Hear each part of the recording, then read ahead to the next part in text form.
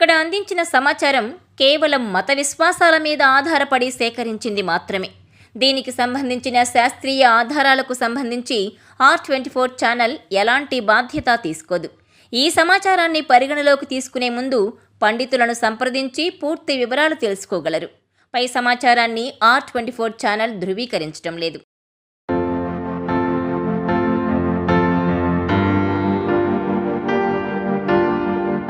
బల్లి శకునం మంచిది కాదా?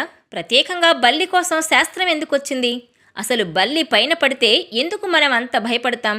నిజంగా ఇందులో నిజముందా, లేకుంటే ఏవైనా ప్రత్యేక కారణాలున్నాయా? Watch this R24 special.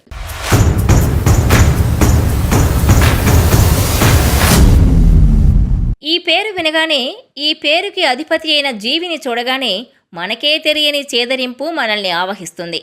ఇళ్లలో గోడలకు అతుక్కుని ఉండే బల్లి పొరపాటున మన మీద లేక వంటకాల మీద పడినా నానా హైరాణ పడిపోతాం మనం. బల్లి మన శరీర భాగాల మీద గోడ మీద నుంచి జారి పడితే ముందు తలారా స్నానం చేస్తాం, అంతకన్నా ముందు హడలిపోతాం. ఆ తర్వాత ఏ భాగం మీద పడిందో మరోసారి గుర్తు చేసుకుని బల్లి శకునం అంటే బల్లి ఏ శరీర భాగం మీద పడితే ఎటువంటి ఫలితాలుంటాయి, ఏ ఆపత్తు ముంచుకొస్తుందో అయితే పెద్దవాళ్ళని లేదా పుస్తకాలను, ఈ మధ్య అయితే ఇంటర్నెట్ను కూడా అడిగే ప్రయత్నం చేస్తాం. బల్లి విషపూరితమని కూడా మన నమ్మకం.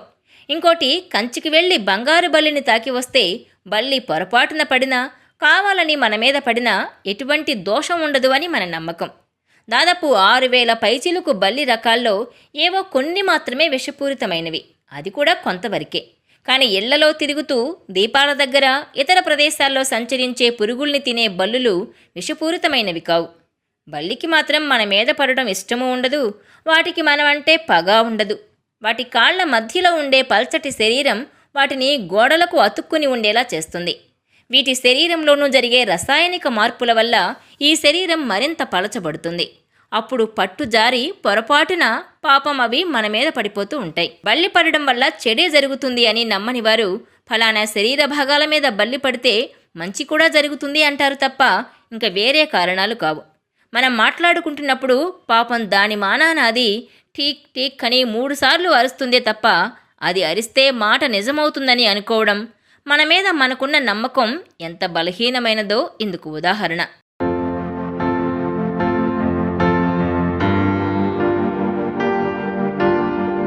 ఈ వీడియో మీకు నచ్చినట్లయితే please share, like and subscribe R24 Telugu.